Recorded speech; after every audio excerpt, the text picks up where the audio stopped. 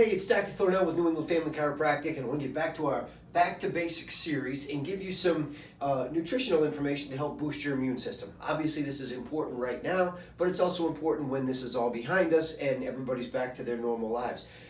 Our best defense, and I've said this a million times in the last month, our best defense against not only the coronavirus, but every virus, every bacteria, every disease that's ever been known to man, our best defense is to be a healthy person. The healthier you are, the less likely you are to have disease of any kind.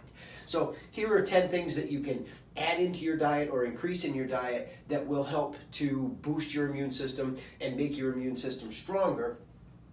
And keep in mind that what we get from our food gives us vitamins and minerals and different substances that we need a very wide variety of. So the reason that some of these things are on the list is simply just because they're rich in certain things that we maybe don't get in other places. So the first one we want to talk about is grapefruit, and the brighter the color, the better. So the white one is going to be your least helpful. It's the pink and the red that are really helpful. They have what are those brightly colored grapefruit have what are called bioflavonoids in them, which are little chemical compounds that we get from food that help to assist in what vitamins and minerals do in the body. So they're important to have as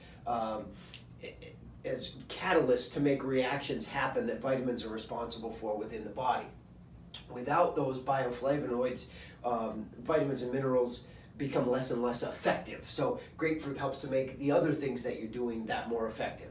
The second thing we want to talk about are cruciferous vegetables. These are things like cauliflower and broccoli, Brussels sprouts. They are very rich in antioxidants, which help reduce the oxidative stress and cell damage within the body. And in addition to that, they have a substance called choline. And choline helps, like antioxidants, to heal cells and keep cells healthy. We don't want cells to be breaking down and creating inflammation and that sort of thing. So your cruciferous vegetables are an important one. The third one is carrots. From the time you were little, everybody's heard, eat your carrots for your eyes. Well, that's partially true because of the vitamins that carrots have. They're rich in C and E, and they have some zinc, and there's a lot of good things in carrots. But the thing that I want to talk about today with it is the benefits from eating carrots and the beta carotene to your respiratory tract. In today's world, with the coronavirus scare, the respiratory tract is an area we want to make sure and keep healthy, and beta carotene is known to do that. So increase the amount of carrots you're eating. The fourth one is egg yolks.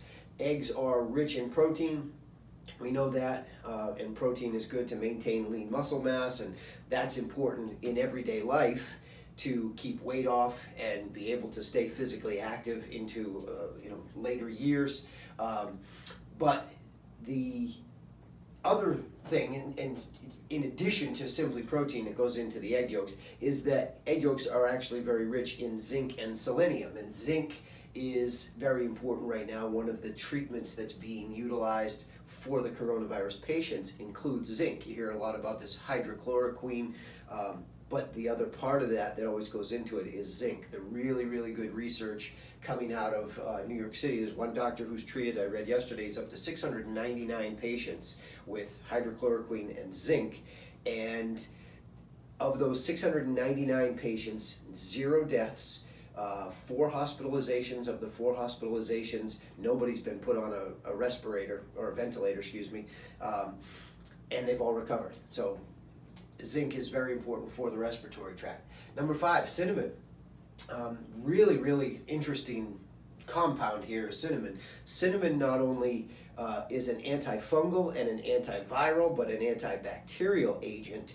And it has properties that boost your immune system to do all those things. But cinnamon in and of itself actually gets into the fight. Cinnamon destroys viruses and bacteria and is antifungal in and of itself. And you can add cinnamon to so many different things in so many different ways. Put a little sprinkle in your coffee.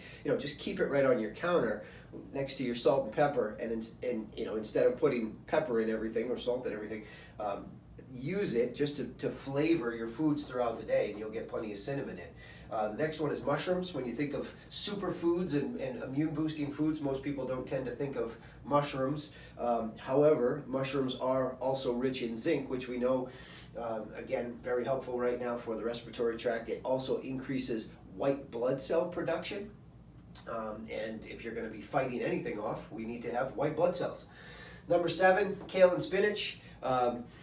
Rich in vitamin C, vitamin E. It also contains something called folate.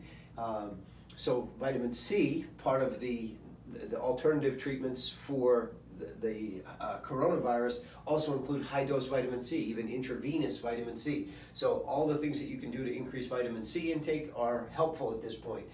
Number 8, we've got watermelon. Watermelon is, obviously, it tastes good when you get it in season, but it's rich in something called lycopene, which helps reduce respiratory tract inflammation as well.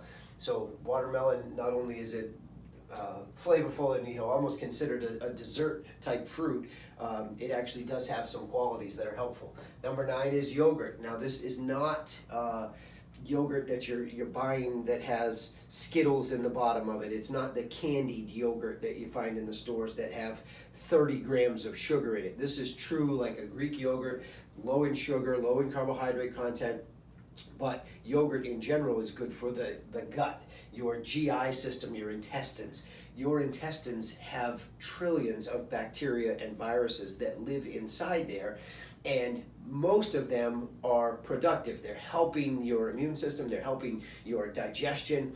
However, some of them are not. And when even the good bacteria get outside of your gut, if they were anywhere else in your body, they would be a gigantic problem. They can kill you. The term leaky gut simply refers to the ability of bacteria and viruses to find their way through your intestines and into your body and make you sick. And what yogurt has in it are what are called probiotics, which will help to keep the bad bacteria that develop in the intestine, keep them in check. It increases the number of good bacteria and decreases the bad. But it also helps the lining of your intestine to stay strong and healthy so that we don't get that leaky gut and having those bacteria and viruses leak out into our system.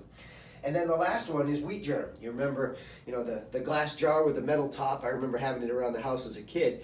It kind of disappeared. You didn't hear much about it for a while, but now more and more wheat germ is back in people's eyes as being a superfood. What wheat germ is we go inside the wheat that what they call the nut of the wheat, which is where the true health of a natural wheat product is.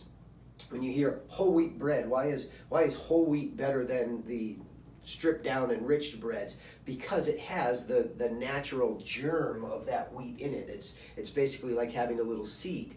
The reason they want to take it out is because once it's out of there, the shelf life of the bread increases dramatically. This is a living part of the wheat plant. So wheat germ contains fiber, which is again good for your intestine because it's going to help foods get through your intestine properly. It contains protein, it's rich in vitamin E, good for a lot of healing, and it also contains zinc. Again, we come back to zinc. So many of these foods are high in vitamin C and they're high in zinc.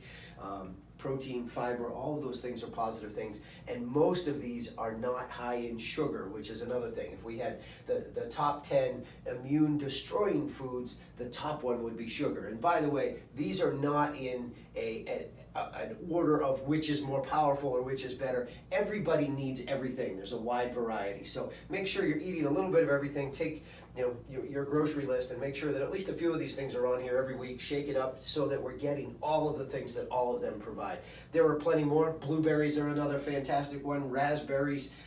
There's a lot of them, but this is just a place to start, and we continue to add more every week when we do the newsletter. We always try to add something nutritional in there to help you. So that's today's top 10 immune boosting foods.